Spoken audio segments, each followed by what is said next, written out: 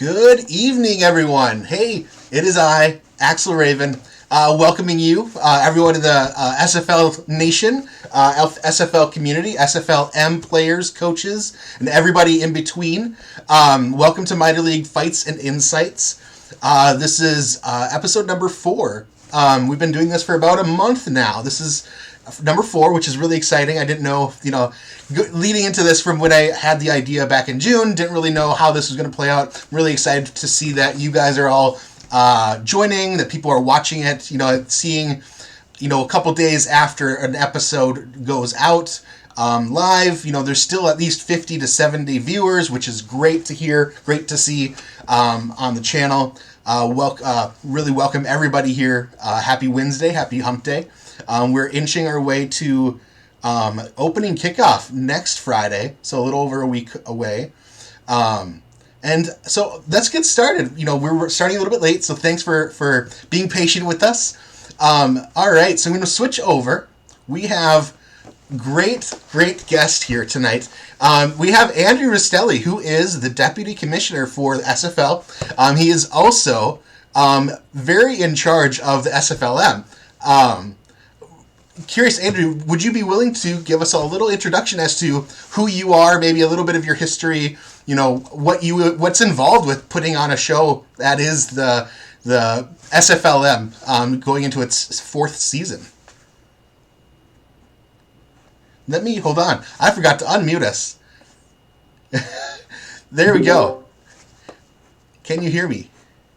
Andrew, would you be willing to... Sorry, I'm new to this. All right, Andrew, would you be willing to give us a little background about yourself? I just introduced you as Andrew Rastelli, great Deputy Commissioner, doing a lot of the back-end stuff that you see that people don't notice, sort of an unsung hero, and that really the SFLM is sort of your baby, something that you're working on day in, day out so much, and things. So would you be willing to share a little bit of your history, what you do, what is it like putting together upcoming season 4?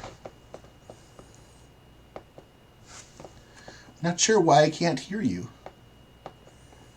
It's because I pushed the talk on so that I would not cause a problem. Okay, I got it now. I joined the league back in 2016, and I found it kind of randomly in a Reddit post. Someone had posted on the NFL Reddit looking for any kind of simulated football leagues, and like one of the 10 comments that were there, someone linked the website, and so I went there. And back then they were still using Slack instead of Discord because it wasn't really around at the time. And I emailed Cam about getting into the Slack and joined up. I joined as a generic fullback for DC. I did that for the remainder of season 7. Over the course of season 7, Cam put out the call that he was looking for help for someone to input stats so that he could focus on other things. So I answered that call, and he said he was also looking for someone that would help him process contracts in the off season, which back then was just the only thing you were signing was, are you going to be a bronze, silver, or gold, and then what animations are you going to have? And then depending on your level, bronze, silver, or gold, each animation costs a certain amount of money against the cap, and that's how we used to do it. After a full season, season 8, during season 9, I developed a large majority of the progression system that we now see, and Cam signed off on it and put it in front of people like Mighty and Destro, and they also saw the benefit of it there, and so it kind of kicked off, and season 10 was our first season using progression, and it just continued to skyrocket from there. After the season 9 championship game, we managed to get on the Twitch front page, and we had this gigantic explosion of membership, and so for like 2-3 seasons, and then it kind of dipped, and then it came back, and ever since then, it's just my role here has kind of morphed into a whole bunch of things. Yeah.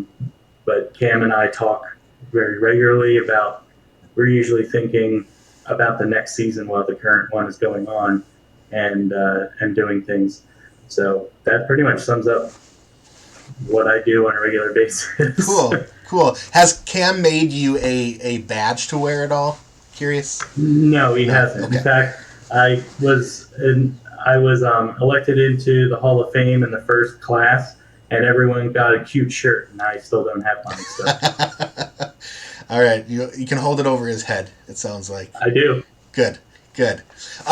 You're joining us here in lieu of our first two episodes. We had Jacob Clear walking through our player traits.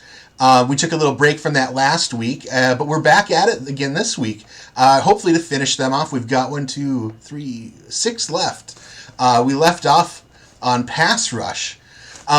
So you being, I know you were in the chat those first couple episodes, still getting used to the lingo. And you've been, you have such a depth of knowledge on how these things play out, what they mean, probably based on all the different simming that you're doing, all the planning and practicing and settings and all the different changes that come with the work that you're doing. So let's start with pass rush. Both pass rush and run coverage are both defensive traits, is that right? That's correct. Okay.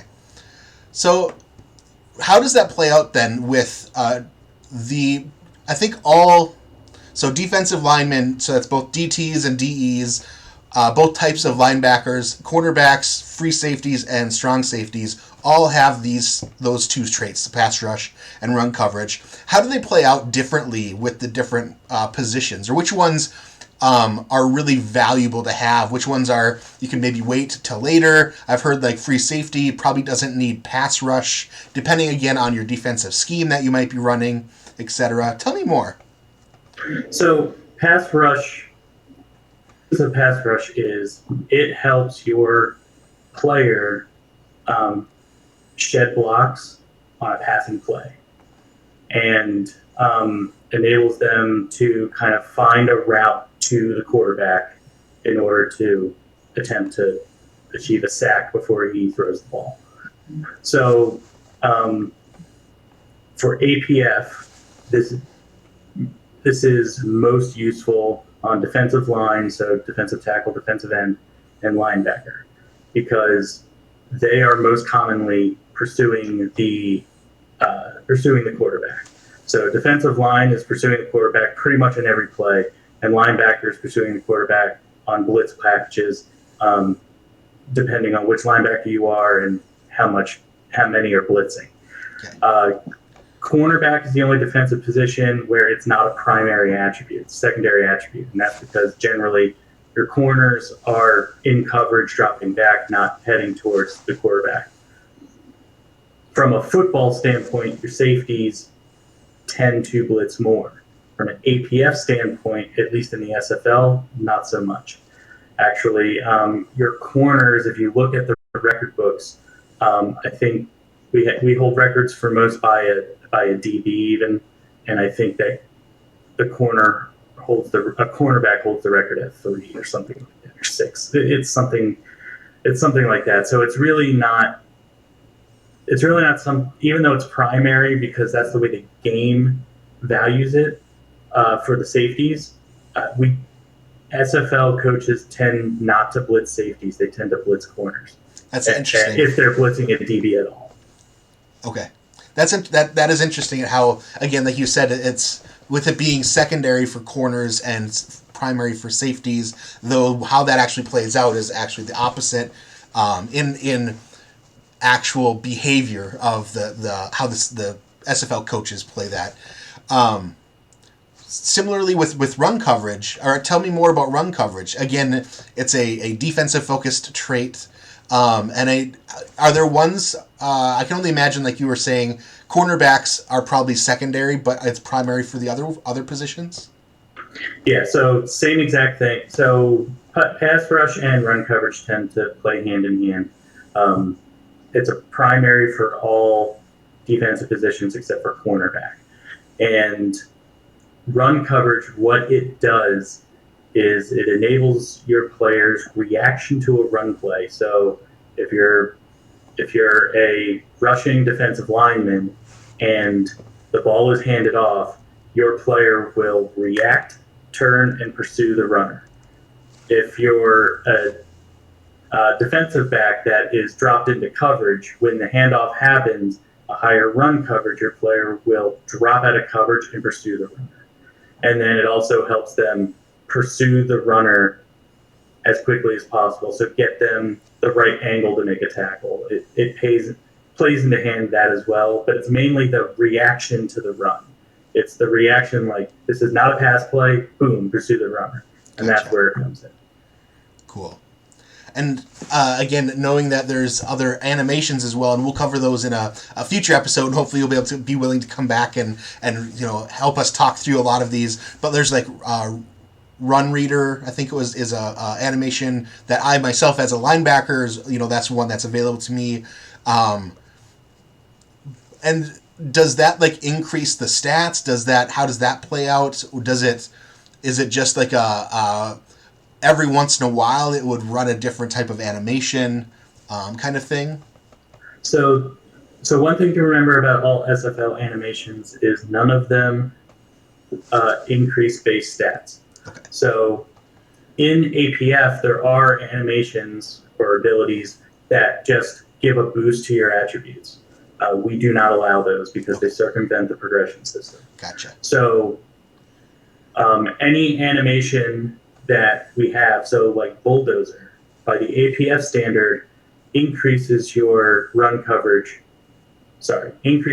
block by 5, but it also has an animation effect. So what we do is negate the +5, but you still get the animation effect. Gotcha. So for Run Reader, basically what it does is it gives your player an extra edge in run coverage. It allows them to react even faster. Okay. Maybe even reacting before the ball is handed off. So it's considered I think it's considered a low value animation for all defensive teams, and that's mainly a market value thing. Nobody uses it. Every once in a while, a team will throw it on maybe at the end of the season because it's better than nothing, but generally it's not very, very popular in the SFL. It doesn't mean it's ineffective. It's just not popular. Gotcha. Cool. Appreciate it. All right, let's move on to, looks like two kicker specific attributes. And that's kick power and kick accuracy.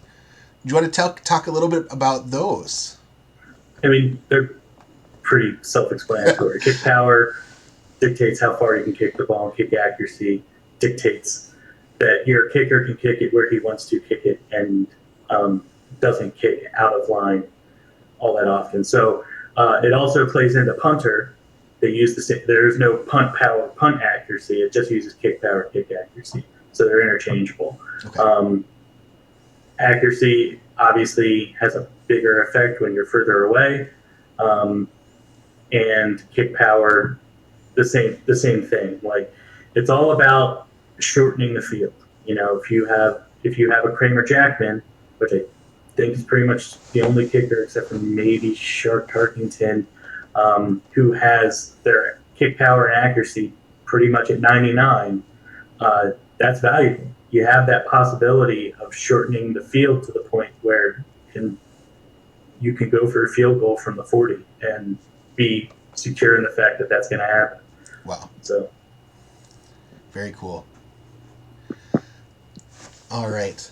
I'm going to move us then to consistency. Cons. There's a lot of talk, because it is a secondary attribute, that, it is something that is very important as to it mediates how all the other traits behave is how I'm interpreting it, almost as like it is a multiplier or a type of thing that you're only as good as how high you can get into your maximum. And if your cons is 55 or 60, you're only getting there 6 out of 10 times kind of thing.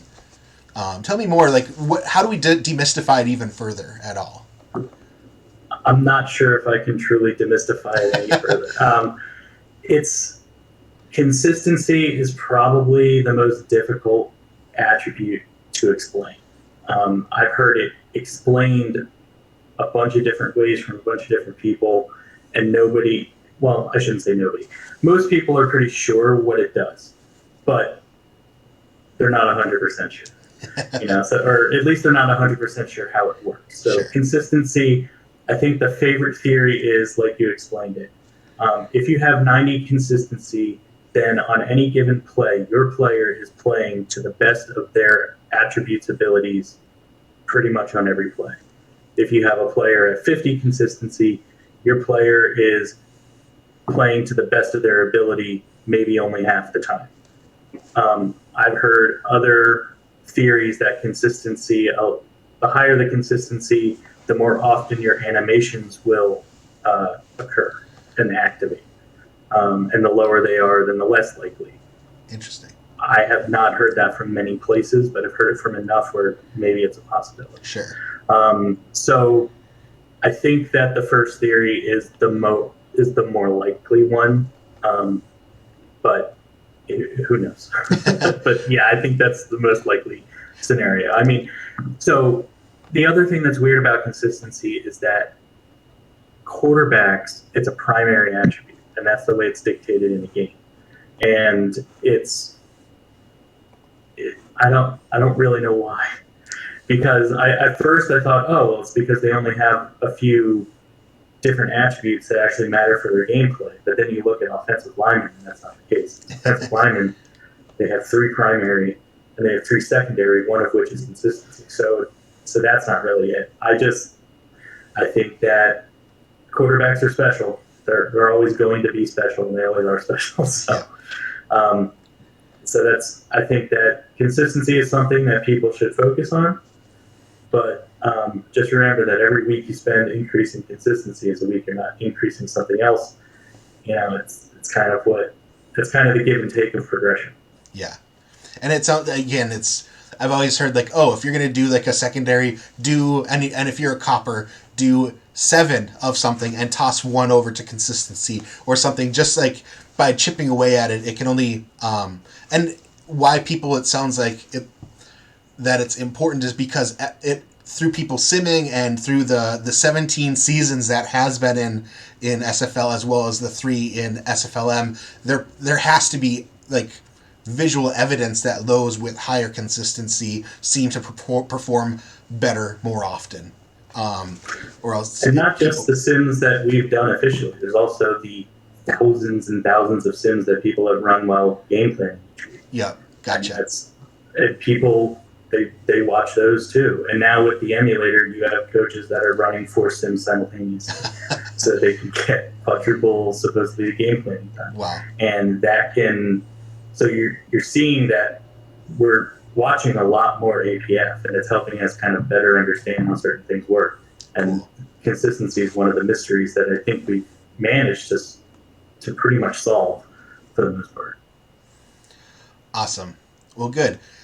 Last one is scrimmage, and that's the last one that we see in the portal. It's the last one we see in a variety of different things. And really the only one that I position that I think it really matters is the quarterback. Is that right? Correct. It's scramble, not scrimmage. Did I say scrimmage? You did. Sorry, scramble. I had it before, scrambled eggs. That's my brain right now. Just kidding. So scramble, yes, it only affects quarterbacks, and in the SFL, it is only progressible if the quarterback has the scrambler animation. Okay. So we're basically kind of telling people, if you want to be able to be better at scrambling, you have to be a scrambler. You can't be a pocket passer that's also, great at scrambling. Sure. Doesn't make sense. So essentially what scramble is, most people look at scramble and they're like, okay, great. So my quarterback is great at running. That's not really the case. In APF, scramble dictates how well your quarterback throws on the run. It has nothing to do with how often they run or how well they run. It's just when they get forced out of the pocket, are they going to be accurate when they launch it downfield to try and get away from the sack? Gotcha. And a higher scramble says yes. And so I've also so by taking the scramble animation, it unlocks the scramble attribute. Is it secondary at that point, or is it primary, or It's secondary. secondary? Does it give any buff as taking the animation as at all, or does it just literally unlock it? So up until 2 seasons ago, scramble for all quarterbacks was 0. Okay. The owners proposed a rule where, they were all 0, and then if you take the animation, then it gets increased to 60. They changed the rule so that scramble on all quarterbacks is now 30, and if you take the animation, it gets increased, I think, still to 60. Okay. I can't remember off the top of my head. And then it's still progressive. Yeah, so there is a buff, and then you also get to progress it. Gotcha. And what is the max? Does it like go up to like 80 or 90? Okay. So they're still pretty like. So then they can really, if they do want to be a non-pocket quarterback, if your offense plays those types of plays where you might be, running and doing screens or other things, more often than not, that might be something valuable. But again, it all depends on the scheme that you're playing and things, I bet. Yeah, and I mean, with animations, which, we can discuss at a later thing, but, having 10 animations on your player doesn't mean that you have 10 animations that can activate each play. You mainly only get one that can activate each play, and some activate more than others. And so when you say like my most common example that I give of this is on quarterbacks. For quarterbacks that have quick release and pocket presence, it's either one or the other. If he's quick release and he's releasing the ball really quick, then pocket presence is wasted because he's not standing in the pocket. He stands there for 2 seconds and he throws the ball. And then, or if he's pocket presence and he's dropping back and staying in the pocket, well, then he's not releasing the ball quickly. So now your quick release is being wasted. Gotcha. You generally don't get the best of both worlds there. You generally get one or the other. Okay. And people eventually learn that. But so like what you were explaining is an out-of-pocket passer. Like we generally don't have those just because APF doesn't really scramble quarterbacks. Every once in a while it does.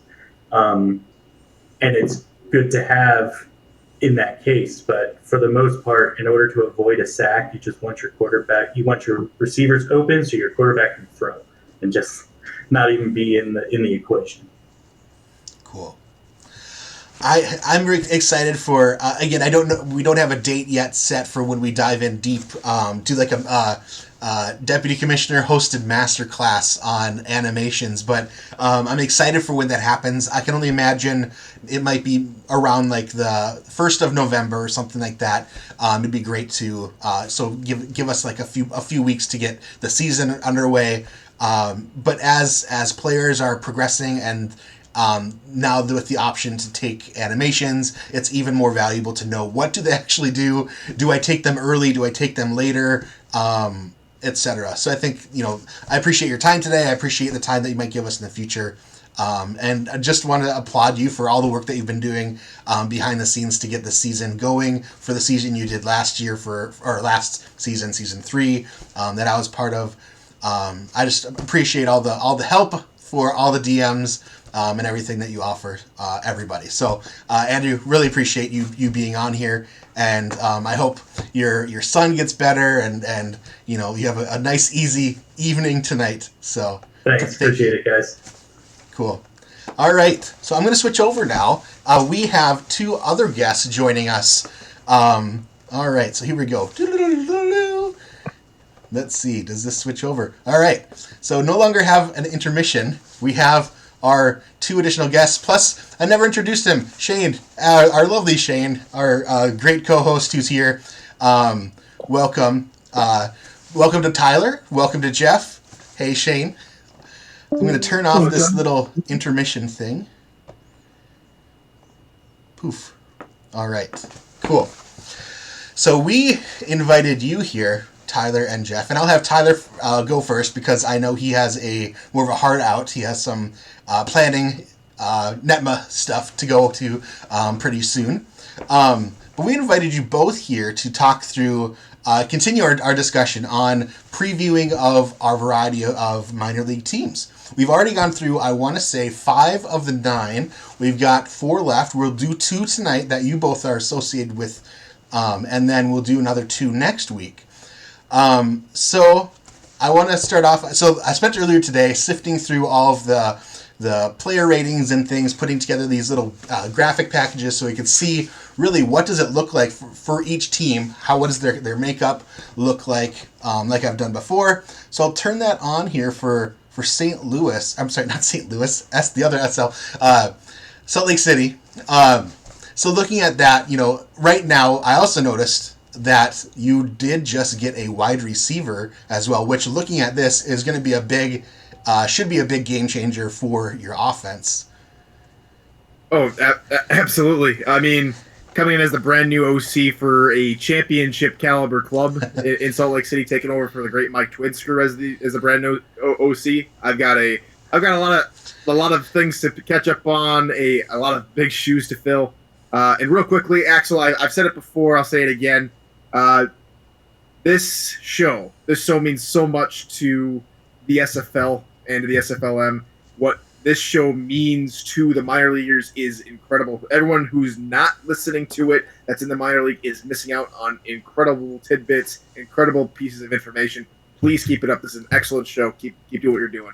As far as Salt Lake City goes, again, a couple different changes. Of course, the new quarterback over in Louisiana is Tommy Utah. So again, Kenny Slider slides over from the defensive side of the football. Now he takes over at the quarterback position. We've been working, getting him up to, instead of reading the quarterback size, he becomes the eyes in the pocket and having to make those crucial throws. And so we're working with him, making sure everything. The new wide receiver, Lottie Lou is his name, and we just welcomed him this afternoon, actually.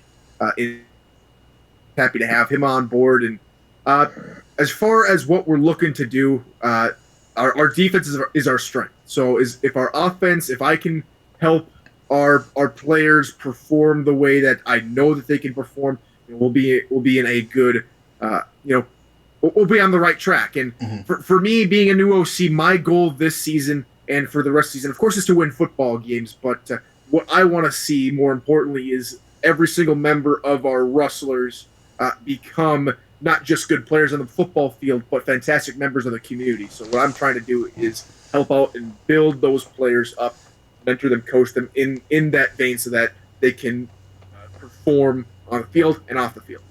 Yeah, it's interesting. I thought you were going to maybe mention the idea of the team gelling together and supporting each other and that I almost feel like APF somehow taps our mics or our locker room feeds to find out how are we doing, as a group, and if you're supporting each other, somehow your team does better. It just might be lady luck out there watching over the different teams. But also you got the second kicker in the league, in the minor league right now, just recently as well.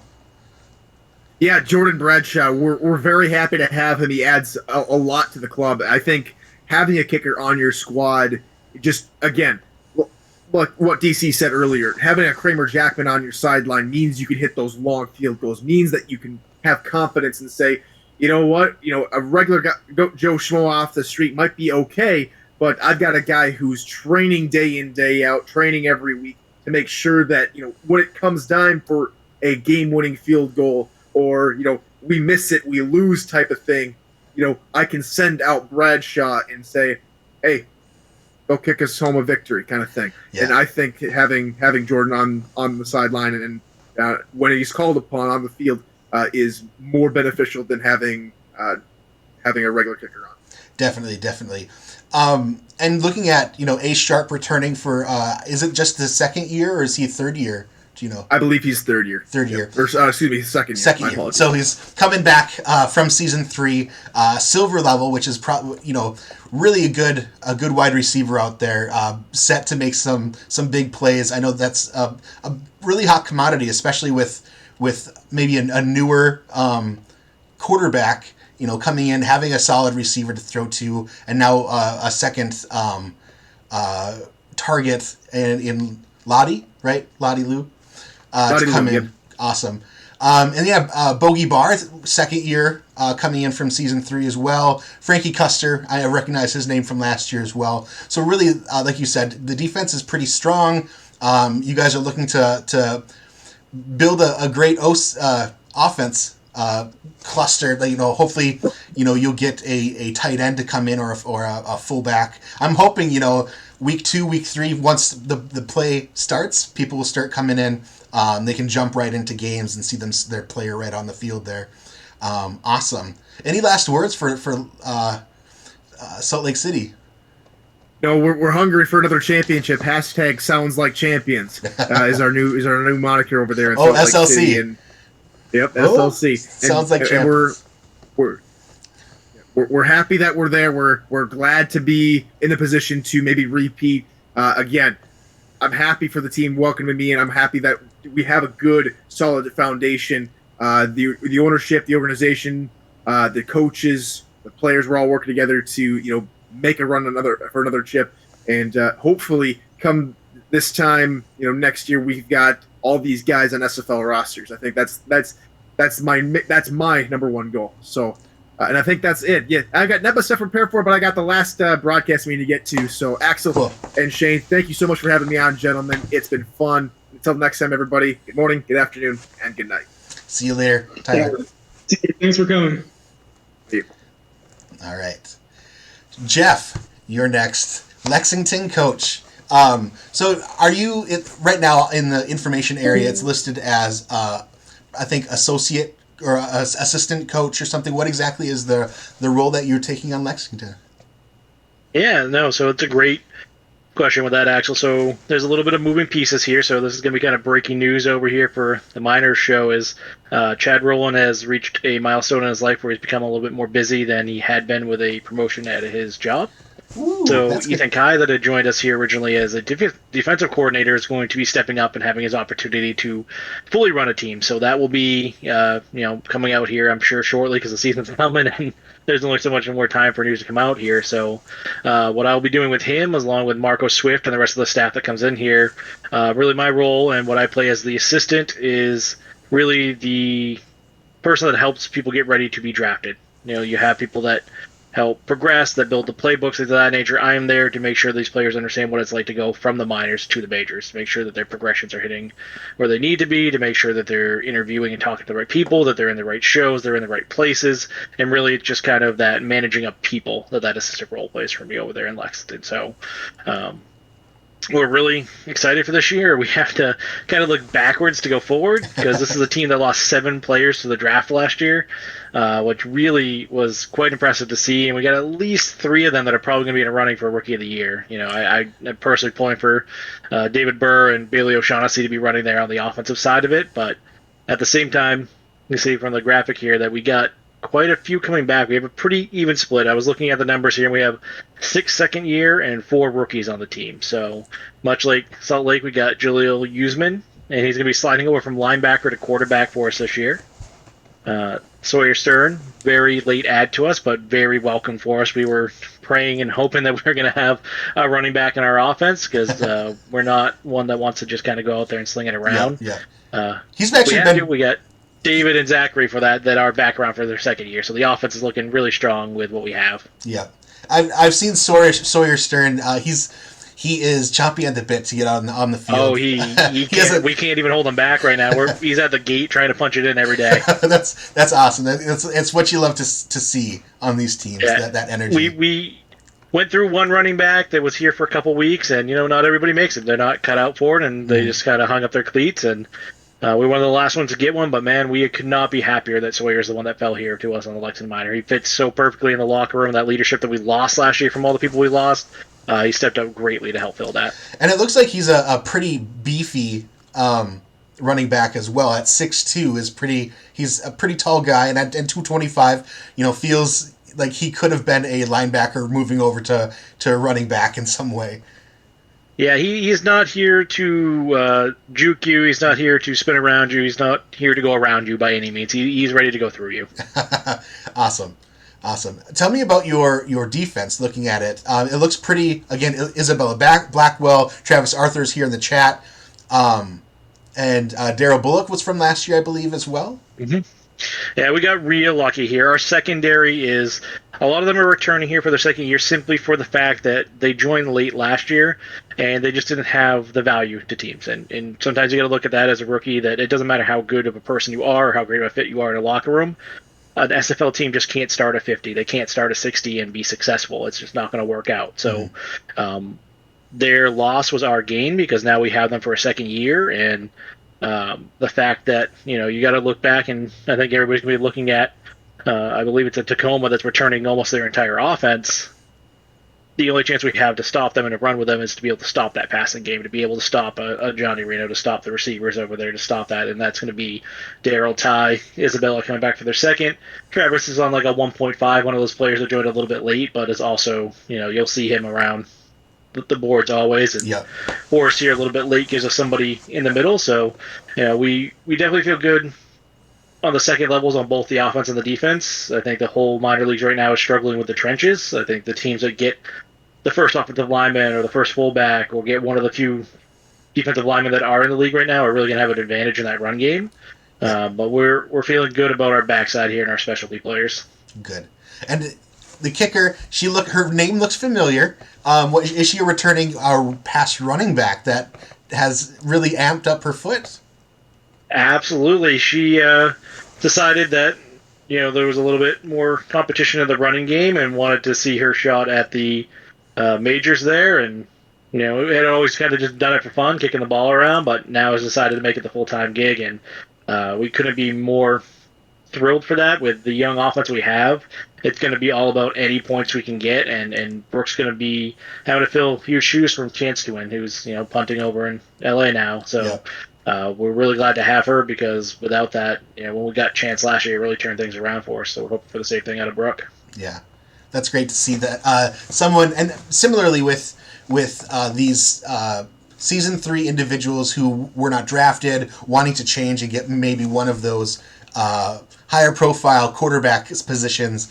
It's sort of fun to see them sort of doubling down in being involved and engaged in the league, more so than just simply taking a position that they might have not previously been as thrilled with. So I'm hoping that this chance that they have at these quarterback positions really helps them thrive and really gets them engaged in the game, whether that's staying in the minors for another year or something and really getting to that gold level, similar to why am I blanking? Scar or Johnny, gold level quarterbacks so far. You never know what's going to happen. It's wild. We looked back and we honestly, it was nothing against David Burr. We just thought value wasn't going to be there for him, and that we were going to be looking at a guy in year 2 that we were going to be able to make one of those top tier gold. But and Dave just went out there, killed his interview. One of those guys that lights up a room, and there was no way the team couldn't take him, and they didn't care about value. They cared about the future, and that going against exactly what I said before. So, you never know what's going to happen with that one. And now here he is sitting with a chance to win Rookie of the Year. So, value means a lot on draft day, but people's what matter. And if you can overcome your value and sell yourself as more than a number, you're going to end up on a team. And he's shown that it's not about the numbers to even be successful on the field either. That somehow, with the right game plan, with the right support around you, with great receivers, and things like your performance can be elevated to a point beyond what your actual individual value is, and that's all about being part of a team. Yeah. It's about finding that fit, and that's why in an interview I tell everybody, and as part of that role here, it's not just you trying to find one team. If you're just trying to get into the SFL and just try to fall on somewhere, you're not going to enjoy it. You're not going to have a good time. Your player's not going to perform the way they need to. It's got to be a fit both ways, and you want to find those teams that are going to work out for you and to make sure that they're there for you and the same process that you have for your player. So make sure in those interviews you're asking the important questions to make sure that you're committing to a team that you can see yourself there long term and you're not just taking a quick stop at. Yeah, and it for me, I didn't really plan a lot of that going into the draft and things. So I recommend to, and I'm sure you mentioned to the players that you're mentoring on the minors, take stock into the type of players that are around you in your locker room. What are they saying? What are they doing? What type of person do you want to be? What type of player do you want to be? Do you want to be a leader? Do you want to be a supporter? Whatever that is, how can you get more involved? Figuring out, do you like a robust locker room? Do you like more of a quiet, subdued one? But when it's there, it's there. Just trying to figure out what it is that you really like, because I didn't know what that was when I was seeking out. So understanding what you're looking for is a huge win up when you're going into those interviews. So you could talk and articulate what it is that you're looking for, so much better than just winging it. I guess you could say. Yeah, and it's true, Axel. That's a big one, and I think you're a great case study for that. When you think of Sioux Falls, you think of, I'm pretty sure they wrap a gag around all their players' mouth and drag them away from their computer and only let them have a finger to progress every day. And now here we have Axel with a show and his face, and we can see what it looks like to see somebody on Sioux Falls. And it's all about, finding the team that's going to take the chance on you. And even if you're not exactly what fits them, break the mold. Yeah. And become a piece of history for what that team is now. There's a lot of players out there that just, you wouldn't see the fit. I would not have ever said, hey, Axel's going to go to Sioux Falls. Not because Axel's a bad player or Sioux Falls is a bad franchise. It just didn't seem like a fit. But obviously the two came together, and it's making sense here that Sioux Falls is going to allow Axel to be Axel, and Axel's going to go out there on the field and do what Sioux Falls needs of him. Yeah. And that's what works out. That's how that worked out there. So it's an interesting journey that you'll take here in the minors with Definitely who you're talking to, who you're getting to know, but don't just feel like you got to be on any team. The 1-year contracts for a reason, but we want you to have fun and be loyal. We'll find those teams and be honest with those teams, and if you're not feeling it's a fit, you got to tell them that, because they don't want to invest highly in somebody that's just going to kind of jump for the next best thing for them. So it's just about being honest both ways with a team when you're looking to get drafted. Mm-hmm. Very cool. And with the role that you're taking, any way that myself or anybody else on Shane or Daniel, who's taking this week off, if there's anything that we can do to help support you, or any ideas that you have to bring players on here, whether that's just minors, or I'm wanting to be able to bring other individuals to give them a chance to join in the conversation, talk about their games, sure. What it's like on their teams, etc. In the coming October, November, December until draft day. So any way that we can be supportive in that kind of thing, let us know. We love the development of these players. So I think it'll keep growing. I think as Tyler said, this is really important.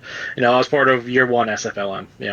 Nothing really existed then. There wasn't content for us. We were making it ourselves. We were trailblazing and making names for ourselves any way we could. And cool. Year two, it started to grow with people like Tyler and him starting out Netma. Now yourself here actually having these resources where, a lot of the SFL is word of mouth. It's almost like a legend or a campground. If you don't know the person that knows it, you're going to build your person wrong. You're not going to know the right person and things of that nature. So having a continuous show here for these people that can come through and can learn and understand things and have resources is going to be critical. And the numbers will continue to grow here, I think, as we get closer to the minors and teams can focus on that rather than having to run 1,000 sims.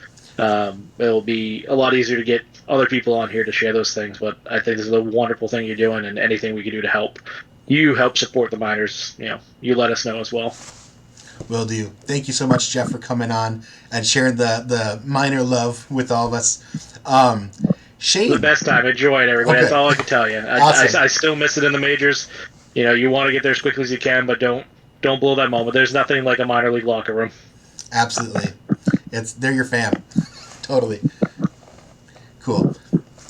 You're welcome to hang out. I was just going to follow up with Shane on these last two teams. Up to you if you want to hang out or vamoose. With the look that my wife gave me when she got home, I'm probably going to have to jump over to that. As you all know, that as fun as this video game is, unfortunately there are other runners of houses, and they're usually the wives, girlfriends, or that nature, or husbands, be it whatever side you have. So I appreciate the time on here, but I'm going to go make sure that I don't die. Sounds good. Appreciate the time. Tell her thank you. Absolutely, and it was a pleasure being on. Again, sometime soon, definitely try to be a little bit more regular here for you guys, because, again, what you're doing is wonderful. Just reach out. Cool. All right, thank you. All right. So Shane, we've just been demoed 2 more minor league teams. What are your thoughts on these 2 teams? Now, I'm interested in see how they're going to perform. Like I said, listening to Tyler and all, so I didn't know much about these teams. Didn't really, they lost a lot of players, as they're saying. Also, return half of them. So it's one of those things. I'm just curious to see how it all plays out. Same. There was a lot of hype. That's one thing that I think the Miners do really well is they're able to market themselves. They have a lot of fairly vocal people in their chat, in SFL Gen Chat or SFLM Gen Chat, and things. I think similarly, St. Louis I think is a little bit more not tight-lipped necessarily, but they're not quite as boisterous as Lexington is. And thinking about even last year in Season 3 and so far during this SFLM off-season leading up to kickoff in about a week, they've been pretty vocal with, I know, Travis Arthur and Sawyer Stern. I know Sawyer's been giving a hard time to Earl, Tacoma linebacker, and they go a little bit back and forth. And even like Johnny Reno, I think, gets in there too every once in a while with a little "who's this" kind of meme going on. So I think that's one thing that they do really well, and they have a certain culture in that team. I have to say, I think Tacoma is starting to get there as well from last year and into this year. Being able to, it's great seeing you out there, but also seeing Johnny and Earl out there a little bit more often, especially as the kickoff is creeping up over the last couple weeks. It's great seeing all these people come out and start. I'm just excited to see the rivalries that are going to start, or the rivalries that are already continuing. I know like Tacoma wants to get back with San Jose, who really shut us down last year. I think that's someone who has a chip on their shoulder for us and us them. Us as in Tacoma, my alum. Yeah, it's definitely one that we have. We have marked on our calendar for that one. Definitely interested in that one. Yep. And yeah, I'm actually really excited to see. I was making these graphics and I just saw that there were only 3 offensive people on Salt Lake City, and it made my heart hurt a little bit for them. But so I was really excited to see Lottie Lou come in at wide receiver.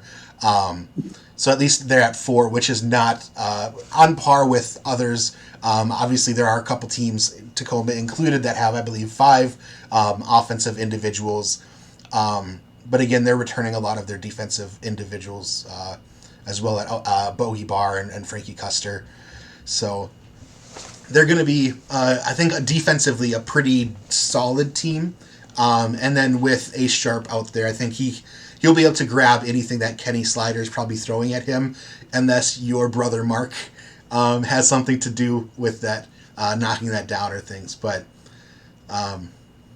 yeah, I'm excited.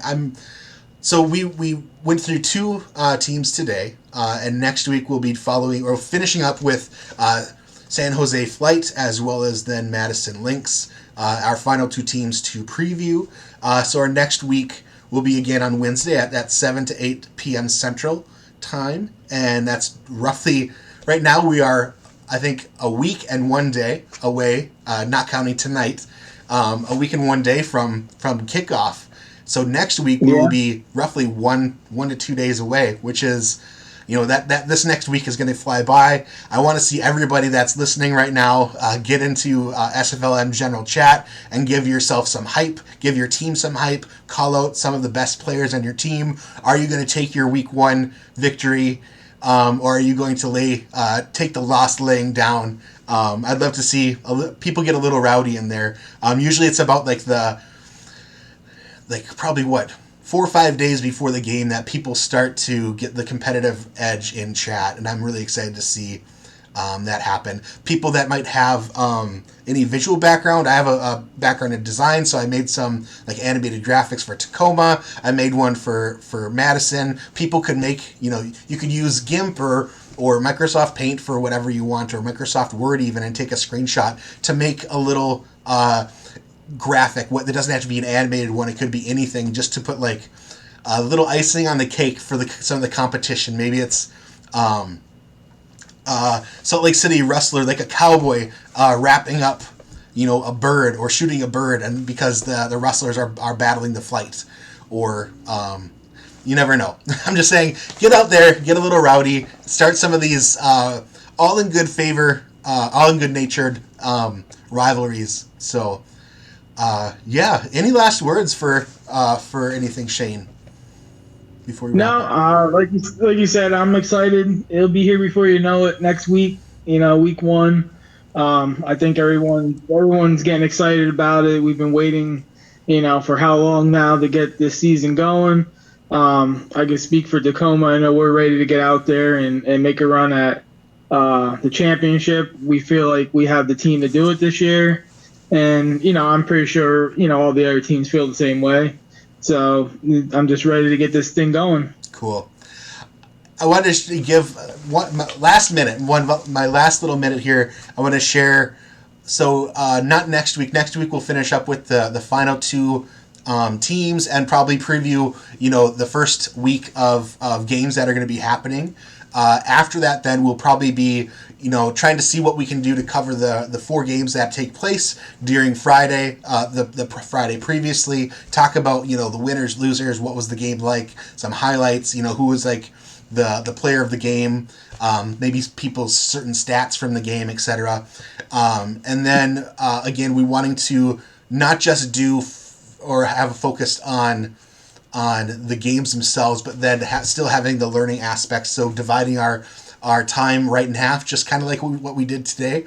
I know right now on October 27th, we're planning on that day to be a little deep dive into what is it like to be a stats person. That sounds like Stephen Hacker, as well as Justin Reside. And then Shane, if you're willing to be here as well, talking through, maybe I asked Justin to take some photos of like, what is it like on his screen when he's doing stats? What software do you use? What is it like? And with Stephen there, talking through some of that, just to be able to, again, getting your face out there as SFLM players. You can definitely be aligned to a team and doing stats for SFL teams coming up. And even during the SFLM games, I believe they need real-time stat members as well. So that's one thing to look forward to. And maybe we'll do the deep dive masterclass dive into animations, maybe during the whole all-team bye. I believe that's November 12th or 16th, something like that. But around that time, when nobody has any games going on, we might dedicate that entire session to having Andrew, the Deputy Commissioner, come back and talk through the variety of animations that are there. So with those last words, a lot coming for you this season. Just really appreciate everybody hanging in there, those that are watching. Thanks, and have a good night, and looking forward to seeing you guys on the field. See ya.